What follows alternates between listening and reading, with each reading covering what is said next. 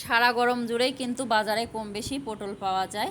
আর এই পটল ছোট বড় সবাই অনেক বেশি পছন্দ করে।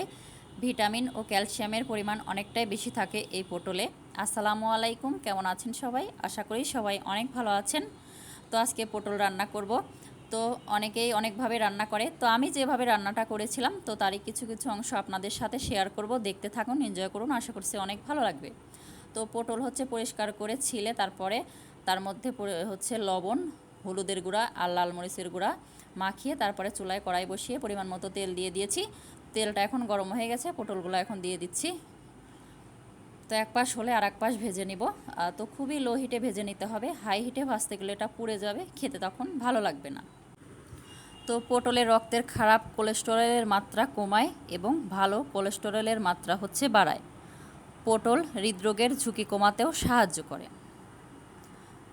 আর আপনি যদি আমার চ্যানেলে আজকে নতুন এসে থাকেন, চাইলে আমার চ্যানেলটিকে সাবস্ক্রাইব করে নিতে পারেন। আর এই ভিডিওটি যারা ফেসবুক পেজ থেকে দেখছেন, চাইলে তারা পেজটা ফলো দিতে পারেন। আর আপনি যদি অলরেডি সেই কাজটি করে থাকেন, তো আপনাকে জানাই অসংখ্য ধন্যবাদ।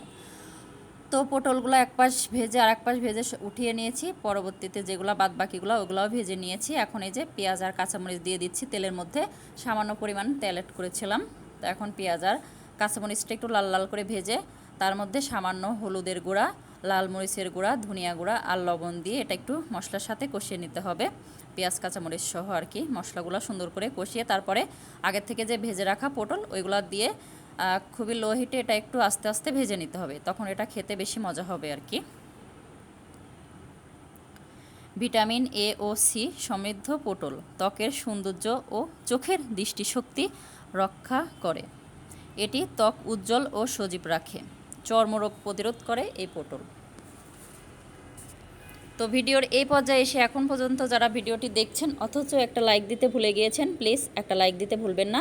আর ভিডিওটি যদি বেশি বেশি ভালো লাগে কমেন্টের মাধ্যমেও জানাতে পারেন, চাইলে ভিডিওটি ফ্রেন্ড ও ফ্যামিলির মাঝে শেয়ারও করতে পারেন। তো রাতের খাবারের জন্য পটল ভেজে নিয়েছিলাম, তো দেখে বুঝে নেবেন কালারটা খুবই সুন্দর হয়েছে, খেতেও কিন্তু অনেক মজা হয়েছিল। তো আপনারাও একবার হলে এভাবে ট্রাই করতে পারেন, আশা করছি খেতে খারাপ লাগবে না, ভালোই লাগবে। তো ছোট বড় সবাই এভাবে ভেজে রান্না করে খেলে অনেক বেশি পছন্দ করবে।